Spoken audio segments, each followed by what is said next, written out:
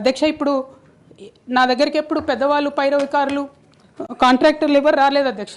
నేను ఎప్పుడు కూడా పేద ప్రజల మధ్యలోనే ఉండి పనిచేస్తున్నాను అధ్యక్ష.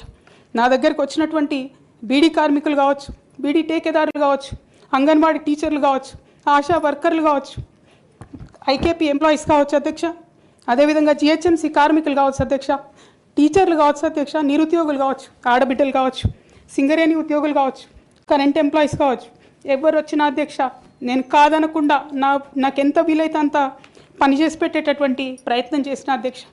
అయినా సరే అధ్యక్ష పార్టీ మౌత్ పీసులుగా ఉండేటటువంటి పార్టీ పేపర్లు, పార్టీ ఛానళ్ళు ఏ ఒక్కరు కూడా ఎన్నడూ కూడా మద్దతు ఇవ్వలేదు అధ్యక్ష. అయినా సరే ధైర్యం వదులుకోకుండా మొక్కువని ప్రయత్నంగా నేను ప్రయత్నం చేస్తూనే వెళ్ళాను అధ్యక్ష.